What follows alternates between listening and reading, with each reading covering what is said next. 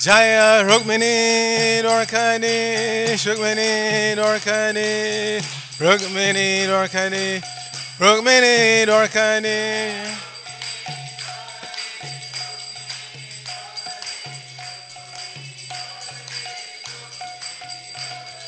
Jaya Jagannath, Jaya Jagannath, Jaya Baladeva, Jaya Subhadra.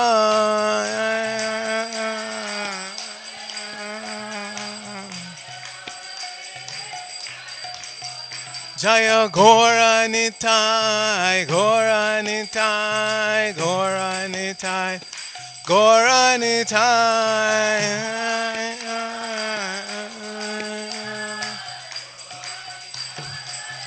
Nitai Gora Haribol, Haribol, Haribol, Gora Haribol.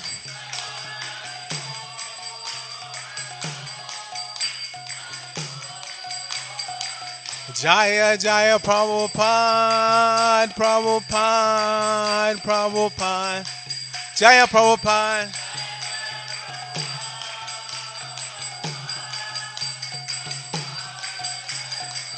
Jaya Jaya Prabhupada, Prabhupada, Prabhupada, Srila Prabhupada.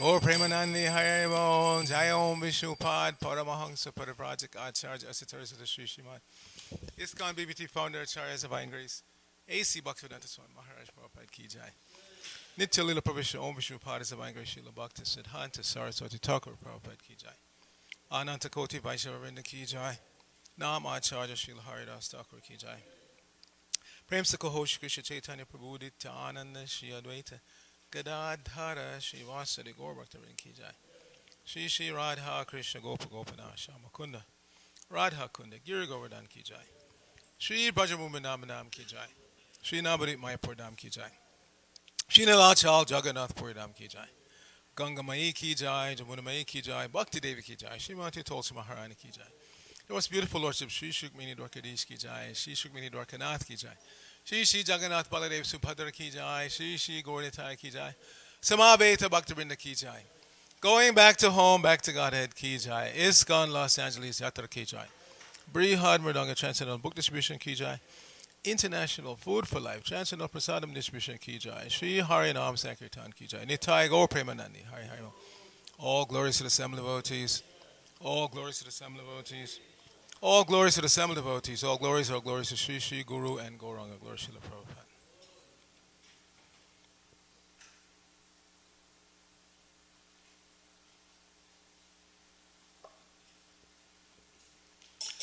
Narayanam Namaskritya Naram Chaiva Narottamam Deving Sarasatim Vyasam Tato Jayamudhirayat.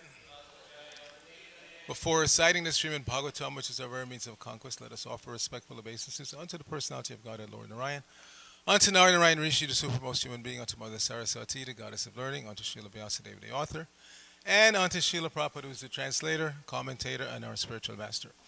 Nashta Prayeshu Abhadreshu Nityam Bhagavata Sevaya Bhagavati Uttama Shloke Bhaktir Bhavati Naishiki. By regularly attending the Srimad Bhagavatam class and by rendering service unto the pure devotee, all that is troublesome to the heart is almost completely destroyed, and loving devotional service unto the personality of Godhead, whose worship with transcendental songs becomes established as an irrevocable fact. Om Namo Bhagavate Vasudevaya. Om Namo Bhagavate Vasudevaya. Om Namo Bhagavate Vasudevaya. So we're continuing our reading from the first canto of the Srimad Bhagavatam. This is chapter 10, Departure of Lord Krishna for Dwaraka. And we'll start with text 18, which has no purport. I'll read that myself, and then we'll do 19 responsively. Udavak Satya Kishayava Vyajane Paramadbhute Vikiryamana Kusumai Reje Madhupati Pati. So Srila Prabhupada's translation. Uddhava and Satyaki began to fan the Lord with decorated fans, and the Lord, as the master of Madhu, seated on scattered flowers, commanded them along the road. Text 19. Ashruyanta Shishaha Satyas Tatra Tatra Dvijaritaha Nanurupanurupash Cha Nirgunasya Gunatmanaha Ashruyanta Shishak Satyas Tatra Tatra Dvijaritaha Nanurupanurupascha Nirgunasya Gunatmanaha Ashruyanta Shishak Satyas Tatra Tatra Dvijaritaha Nanurupanurupascha Nirgunasya Gunatmanaha Ashruyanta Shishak Satyas Tatra Tatra Dvijaritaha Nanurupanurupascha Nirgunasya Gunatmanaha. Please chant.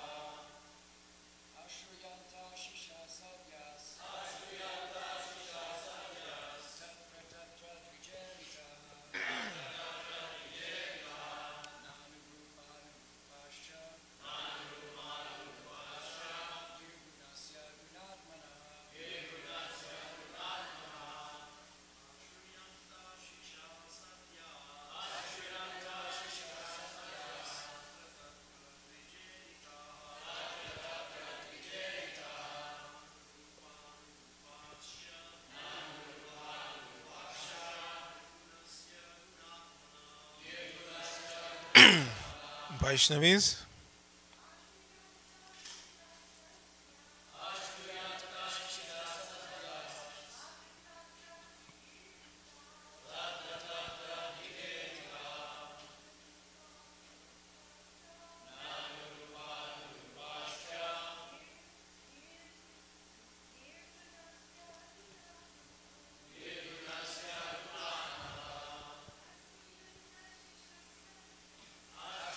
Shishak Satyas Tatra Tatra Dvijaritaha Nanurupanurupascha Nirgunasya Gunatmanaha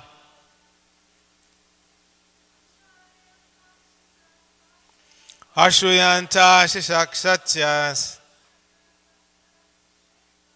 Tatra Tatra Dvijaritaha Nanurupanurupascha Nirgunasya Gunatmanaha. So, synonyms: Ashriyanta, being heard. Ashishaha, benediction. Satyaha, all truths. Tatra, here. Tatra, there. Dvija iritaha, sounded by learned brahmanas.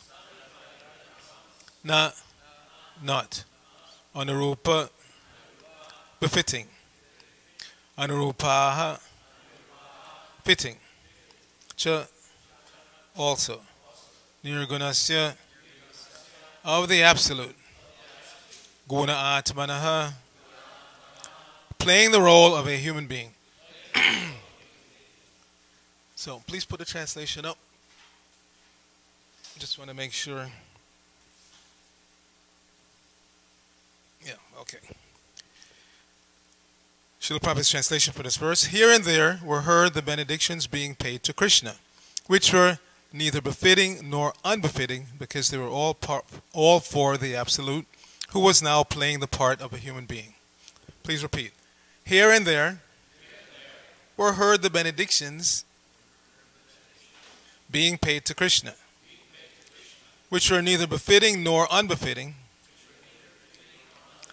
because they were all for the Absolute, who was now playing the part of a human being. Srila Prabhupada's purport. At places, there were sounds of Vedic benediction aiming at the personality of Godhead, Sri Krishna. The benedictions were fitting in the sense that the Lord was playing the part of a human being, as if a cousin of Maharaj Yudhishthira. But they were also unfitting, because the Lord is absolute and has nothing to do with any kind of material relativities. He is nirguna, or there are no material qualities in him, but he is full of transcendental qualities. In the transcendental world, there is nothing contradictory, whereas in the relative world, everything has its opposite. In the relative world, white is the opposite conception of black. But in the transcendental world, there is no distinction between white and black. Therefore, the sounds of benedictions uttered by the learned brahmanas here and there appear to be contradictory in relation with the absolute person, but when they are applied to the absolute person, they lose all contradiction and become transcendental. One example may clear this idea. Lord Sri Krishna is sometimes described as a thief. He's very famous amongst his pure devotees as the Makan Chora. He used to steal butter from the houses of neighbors at Vrindavan in his early age. Since then, he is famous as a thief. But in spite of his being famous as a thief, he is worshipped as a thief, whereas in the mundane world, a thief is punished and is never praised. Since he is the absolute personality of Godhead, everything is applicable to him, and still, in spite of all contradictions, he is the supreme personality of Godhead. Nama Om Vishnu Padaya Krishna Prishtaya Bhutale Srimati Bhaktivedanta Swaminiti Namini Namaste Saraswate Devi Gauravani Pacharine Nirvishesha Shunyavadi Paschatadeshtarine Om Agyana Timirandasya Gyananjana Shalakaya Chakshur Unmilitam Jaina Tasmai Shri Gurave Namaha Shri Chaitanya Manobhishtang Snapitang Jaina Bhutale Swayam Rupa Kadamayam Dadati Swapadantikam Vandeyahang Shri Guru Shri Utapadakalam Shri Gurun Vaishyamangscha Shri Rupam Sagajatam Sahagana Raghunathan Vatam Tang Sajivam Sadvaitam Savadutam Purjana Sahitam Krishna Chaitanya Devam Shri Radha Krishna Padan Sahagana Lalita Shri Vishakhan Vatangsha Hey Krishna Karuna Sindhu Dina Bandho Jagatpate Gopesha Gopika Kanta Radha Kanta Namosute Tapta Kanchana Gourangi Radhe Vrindavaneshwari Vishabhanu Sute Devi Padamami Haripriye Vancha Kalpatarubhyascha Kripa Sindhuva Evacha Patitanang Pavanebhyo Vaishnavibhyo Namo Namaha Jai Shri Krishna Chaitanya Prabhu Nityananda Shri Advaita Gadadhara Shri Vasadi Gaur Bhaktivinoda Hare Krishna Krishna Krishna Hare Hare Hare Rama Rama Rama Hare Hare. So there's no limit to the glories of the Lord and how those glories can be described, but still certain phrases, certain concepts are repeated. Just like in the previous verse, 18, we had the phrase Madhupati, Lord of Madhu. So that occurred earlier in this canto, um, we know in the 8th chapter, we had the famous prayers of Queen Kunti. So those prayers begin at text 18 and they end at text 43. In text 42, she uses this phrase, Madhupati. She's referring to Krishna as Madhupati. So she's saying there that just as the Ganges forever flows to the sea, let my attraction to you, oh Madhupati, Lord of Madhu, be constant like that and not be diverted to anybody else. So this was the point there. So this Madhupati, again, is a phrase that's used many times. But Krishna's glories are unlimited. He can be described even as a thief, as we hear today. Because when he appeared in Gokula, to increase the intensity of the love of his devotees there, he would steal butter, makan. Makan is butter. He would steal butter. Not margarine, as Prabhupada said yesterday. No margarine involved here. Butter. Krishna would steal butter. And Krishna is God. He cannot, there's no question of him stealing. Everything emanates from him. He says that himself. Everything is emanating from me, both material and spiritual. Everything belongs to me. Everyone belongs to me. We all belong to him. So there's no question of Krishna stealing. But when he manifests himself in this world, he engages in pastimes that are so perfect and so sweet that in every moment it's churning the ocean of love of his devotees, increasing that love for him.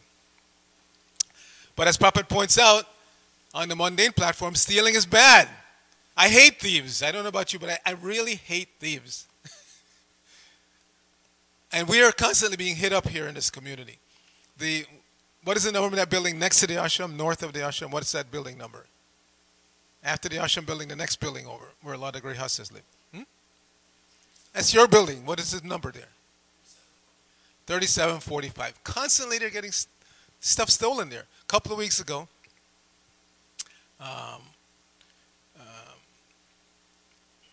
what is his name? Raja Vidya, yes. Raja Vidya's bicycle was stolen. And that's just the latest bicycle that was stolen. I mean, if so many bicycles are stolen from that. They seem to constantly hit that building in the back there. They jump over the fence, I guess, from the next building. They jump over the fence and they just steal. And then 2 weeks later, his motorcycle was stolen. Now, I can understand bicycle, because again, they can jump over the fence and throw it over the fence. But to steal a motorcycle, they had to cut the chain and then they had to walk it out the driveway. And nobody saw them? You're trying to tell me that nobody in this community saw them leaving with that motorcycle? I find that very difficult to understand. So we have to be vigilant. We have to be vigilant. Whatever we have as our property is actually Krishna's property, and we have to take care of it. Prabhupada used to get mad when devotees would say something they would do wrong or they would lose something, and they would say, well, it's Krishna's mercy. Not Krishna's mercy. It's your foolishness. It's your error. When something happens good, we glorify Krishna. Thank you, Lord, for giving me whatever. But when we lose something or do something bad, it's our mistake. We own up to it. We don't say, oh, it's Krishna's mercy. No. Prabhupada did not like that. You just blame it on Krishna. Oh, Krishna's mercy that I lost my wallet. No. You lost it because of inattentiveness or carelessness or whatever. So we have to own up to it. Everything in this block, or this half block that we own both sides, we think we own, it's actually Krishna's property. All the buildings, all the saris, all the dhotis, all the bicycles, they all belong to Krishna. And we have to take care of them in that mood. Not that we just leave them and, whatever, we just go buy another one. Okay, so his insurance covered most of the cost of that motorcycle, and he bought a new one. He sent me the picture yesterday. He bought a new motorcycle. But that's not the point, that we can afford to go out and buy a new bicycle or motorcycle. It's Krishna's money. It's Krishna's bicycle. Take care of it. So maybe those who live in that building, because that building seems to get hit more than any other building on the block. Be vigilant. Look out your window once in a while. When I'm home, I constantly go to the window and look out, because there's so much nonsense that goes on in this block. And sometimes all it takes is a yell, hey! I see people, they walk down the street, they look through those gates in the main parking lot, and they scan, they don't see anybody, they go in and they strike. And so I immediately yell, hey, what are you doing? And they walk away, they leave. So that's all it takes, just a little vigilance, just like Brooklyn Italian grandmothers. I grew up in Brooklyn. And there's a section of Brooklyn that's mostly Italians. And it's famous because those Italian grandmothers are always looking out the window. most of the time they're just gossiping with each other. You know, it's row houses, so you look out your window, you can see the person in the next apartment. They're mostly just gossiping, but they also keep a watch on the neighborhood. That's real neighborhood watch. Here in LA, they like to put up signs, neighborhood watch, but nobody's really watching. And the thieves know that. They know that, so they just constantly, they know the Hare Krishnas are like a supermarket. They just come, they take whatever they want. A few years back one morning, right after Mangalartik, I went outside, and I was going just, you know, towards the restaurant. And I saw a car came by with two guys. One of them jumped out. There was a bicycle chained to, to the fence right outside Subhas's window. There was a bicycle chain there, and one guy jumped out. He was starting to cut. I said, "Hey, what are you doing?" He stopped. He jumped back in the car and left.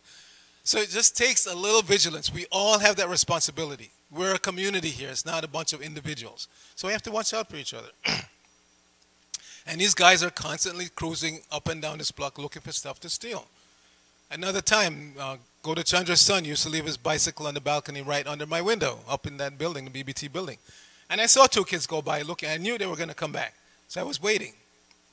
So sure enough, they came back. They started coming up the stairs. I said, "Hey, what are you doing?" They left. You just have to be a little vigilant, like a Brooklyn grandmother, Italian grandmother, looking out the window constantly. You have to do that. It's the material world, Kali Yuga, full of thieves. And I don't know about you, but I hate thieves. I hate, especially, why steal a bicycle? Risk going to jail for something you can buy for 20 bucks. Any yard sale, 20 bucks. Just, that's how desperate these guys are. They would risk going to jail for stealing something that's worth 20 bucks. You know, so, but still, even if it's only worth 20 bucks, it's Krishna's 20 bucks, so we should look out for it. So here it's mentioning that the Brahmanas are glorifying Krishna, and it's neither befitting nor unbefitting. Because again, anything that we say about the Lord can be true, like you can call him a thief, he stole butter, but it's not befitting because the butter actually belongs to him.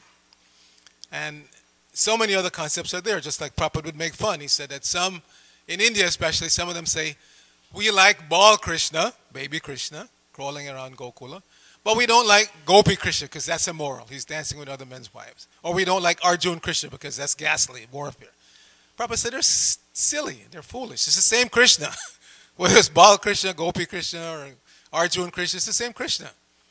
And you're foolish, you don't understand that Krishna on the battlefield of Kurukshetra is just as attractive, just as glorious as Bal Krishna. We, or the foolish ones, say we don't like Arjun Krishna as ghastly, but Sanjaya, the person who spoke the Bhagavad Gita, because he heard it transcendentally due to being benedicted by Vyasadeva, he could see what was going on, and therefore he spoke it. He actually spoke, and then it was written down. So he, at the end of Bhagavad Gita, if you read, he says, when I remember this transcendental conversation between Krishna and Arjuna, my hair is standing on end. You see? The Sahajas, their hair only stands on end when they read Gopi Krishna. You know, they don't ever, you don't hear them ever quoting Bhagavad Gita. It's all 10th canto and oh. They see Krishna behind every bush in Vrindavan. But Prabhupada said, no, the Goswamis, they were looking for Krishna. We're, hey Radhe Brajadevike. Shilalite. Hey Nanda, I'm looking for you. Where are you? This is the real devotee. Not the Sahaja who sees Krishna everywhere and is fainting all the time. No. All they see is Krishna and the gopis. That's it. No. We see the topmost devotee of Krishna in the modern age, Srila Prabhupada, he constantly spoke Bhagavad Gita. Constantly speaking Bhagavad Gita. Jayate obishaya pungsam, pungsam te supajayate. Don't contemplate the objects of the senses, because then you'll develop attraction for them. In the modern parlance, we have this acronym, GAS, always written in caps. Gear Acquisition Syndrome. Everybody knows. If you think about that iPad, you'll develop attraction for that iPad and you'll want to get the money to go buy that iPad. Or bicycle or motorcycle or whatever. It's called Gear Acquisition Syndrome. Simply meditating on stuff that you don't really need. You already have a computer. But just because the latest one is a little faster, then you think about it and you rationalize, yes. I suffer from that myself. As you know, I'm a photographer. And the camera I had 10 years ago, I look back at some of my pictures and go, whoa, that would really look good. 10-year-old camera. But just because the latest one came out and it had a few more features, I had to sell the old one and buy a new one. So, but we have to guard against that. We have to guard against that. This is what keeps us focused on Krishna's energy rather than focusing on Krishna. And this is our problem. Lifetime after lifetime, we chase after Krishna's energy, not after Krishna.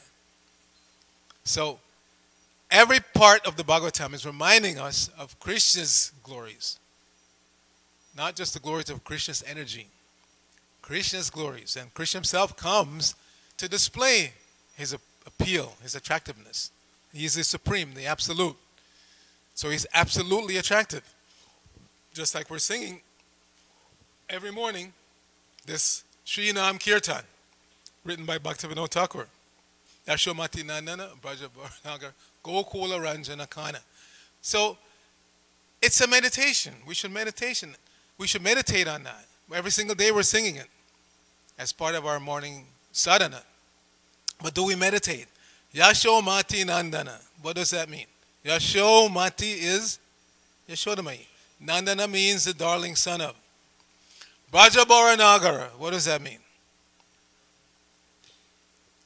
Brajabaranagara. He's the dearmost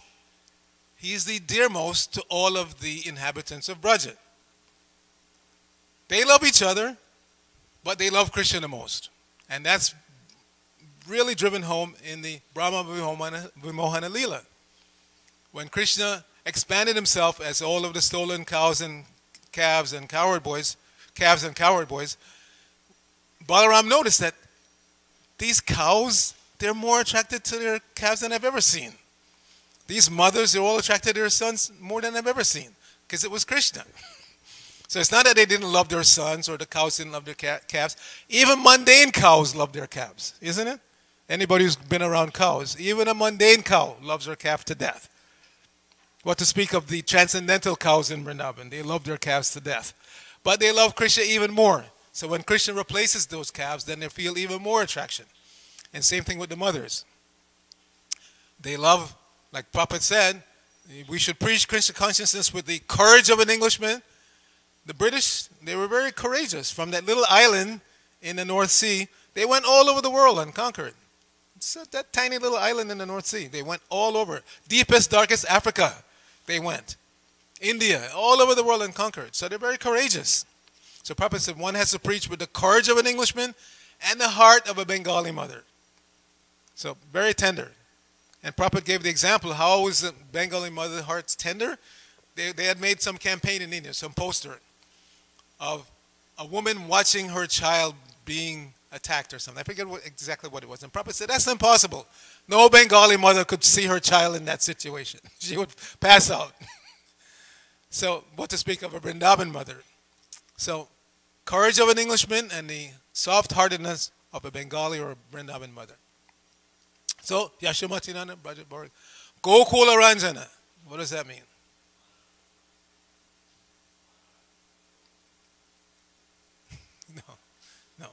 No. The attractor of the members of Gokula. Gokula Ranjana. You're thinking of the next phrase coming up. Another phrase means monarch. That's coming up. Gokula Ranjana means the attractor of the people of Gokula. And Kana is a nickname of Krishna. So in this way, you go through all of those words that you chant every day, and it's a meditation. You learn to meditate on Krishna, not on the next camera or iPad or bicycle or whatever that we feel attracted to in this world. That's temporary and just brings anxiety. The more we own, the more anxious we become. Right, isn't it? The more you own, the more things you have to keep track of, the more anxious you become. If we look at the life of Gaur Kishore Das Babaji Maharaj, he had a few books, he had his beads, bus, that's it. And like that, he would, any moment he could pick up and leave from Vrindavan to Calcutta, Calcutta to Mayapur, wherever. He could just pack up, wrap up everything in a piece of cloth, put it on his shoulder and go. So this is extreme renunciation. We're not expected to be that renounced. Prabhupada didn't expect that. Once in Mayapur, when he was just building the first building there, the temple there, he was walking in the field with one Bengali gentleman, life member, or member at that point. So Prabhupada asked him, he said, why are we building this building?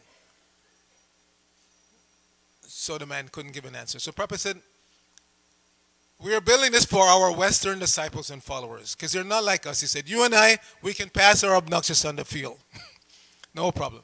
But my Western disciples and followers, they need a certain level of comfort. So for them, we're building this. So Prabhupada understood. It's not that you have to be falsely renounced and, pretend to be some Babaji. No, it's all right. But everything that we come in contact with, everything that we own, all our energy is meant to be given to Krishna. That's the whole point. This is devotional service. So in that mood, I really wanted to read just the first paragraph of that purport from Kunti's prayers. Let me find that because Prabhupada made some really nice points there.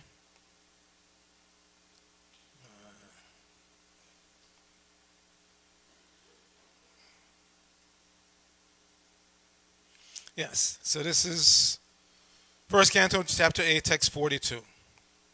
O Lord of Madhu, as the Ganges River flows to the sea without hindrance, let my attraction be constantly drawn unto you without being diverted to anyone else. So this first paragraph of that purport, Prabhupada says, perfection of pure devotional service is attained when all attention is diverted towards the transcendental loving service of the Lord. All attention. We're conscious beings. We're always conscious of each other and the material manifestation. But when all of our attention is diverted to Krishna, meaning that we see everything in relation to Krishna, everything has to be used in Krishna service. Continuing, to cut off the tie of all other affections does not mean complete negation of the finer elements like affection for someone else. Because sometimes people think that we're too distant, and no. Prabhupada says you don't have to cut off affection in that way. It's artificial. This is not possible. A living being, however he may be, must have this feeling of affection for others because this is a symptom of life. So we must have affection for others. That's not unnatural. We shouldn't try to stifle it. But it has to be Krishnaized. The symptoms of life, such as desire, anger, hankerings, feelings of attraction, and so on, cannot be annihilated. Only the objective has to be changed. Desire cannot be negated, but in devotional service, the desire is changed only for the service of the Lord in place of desire for sense gratification. So, without coming in contact with devotional service, we have feelings, obviously, for others, but those feelings are based on sense gratification. I do for you because I want you to do for me. So it's all a sense gratification arrangement. But when we come in contact with Krishna, we understand, first theoretically, that everyone belongs to Krishna. Then we change our outlook towards each other. I'm no longer looking at you as somebody who can do something for me, and therefore I will do something for you. Together, we can serve Krishna. And in that mood, we naturally develop friendship. Therefore, we see, generally within our society, devotees who serve together in different departments, they develop friendships. The ladies in the gift shop are tight. You notice they're very tight. The book distributors who go out together every day, they're very tight. Similarly in the pujari room. Well, in general, that's the case. But because we're materially contaminated,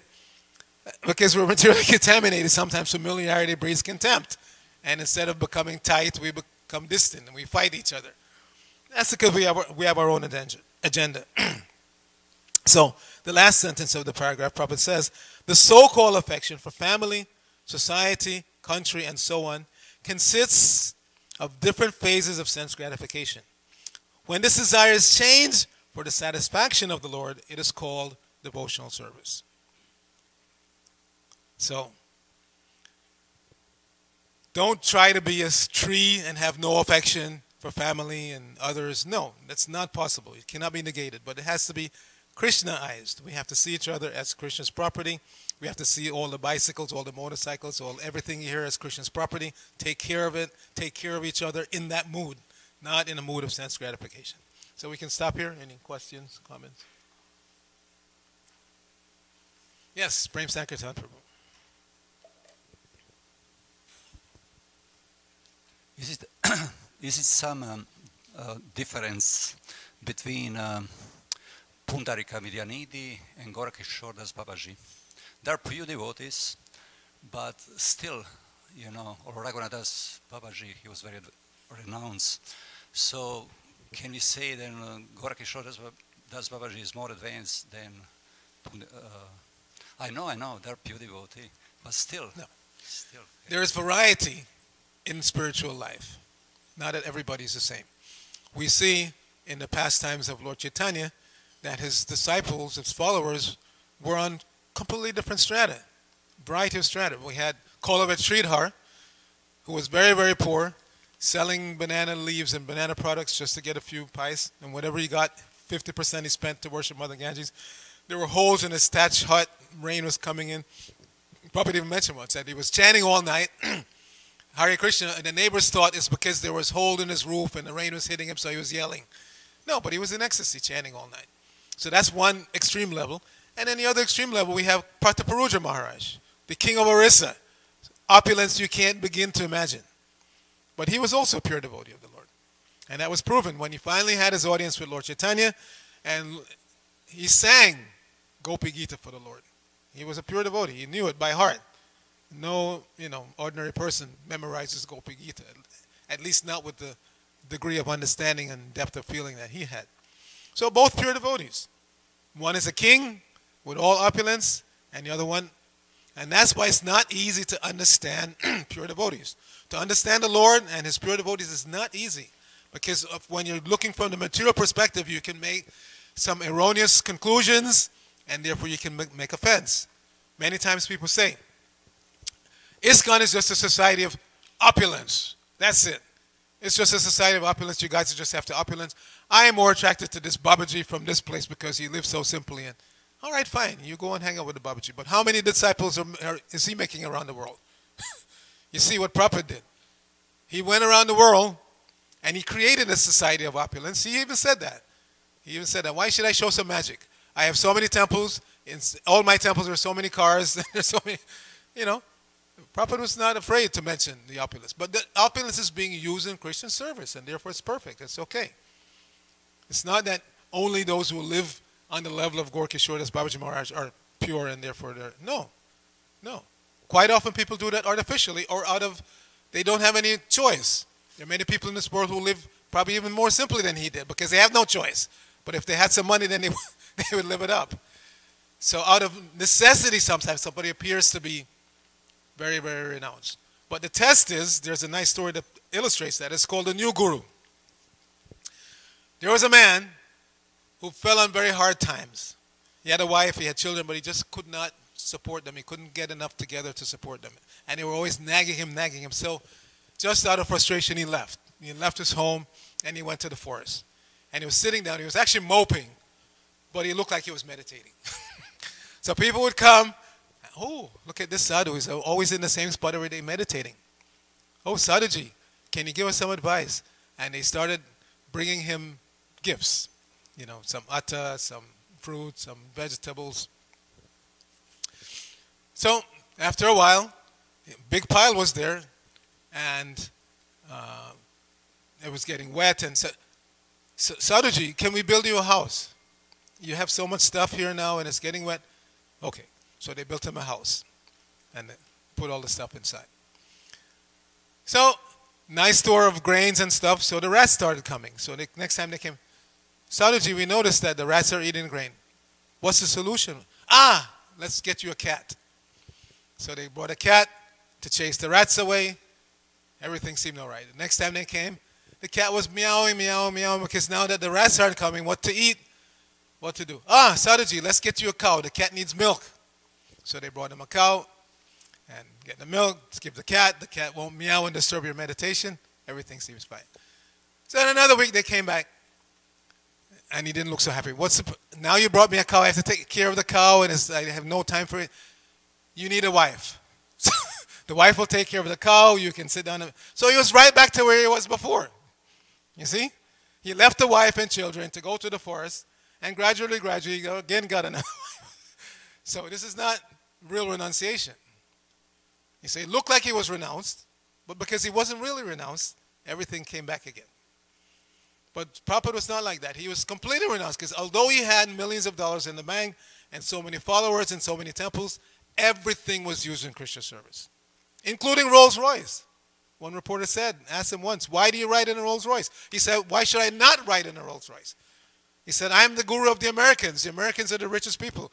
Why should I not ride in a Rolls Royce? You see? So does that mean it's not renounced as Guru Kishore Das Babaji Maharaj? You see, you have to understand. You can't just look at the superficial level. Here's one person living on the bank of the Ganges, eating Ganges mud, obviously very renounced. And here's another person riding in a Rolls Royce, eating chapati, rice, and dal every day. Does that mean he's not renounced? No, Prabhupada was the most renounced. Because he used everything in Krishna service. That's real renunciation.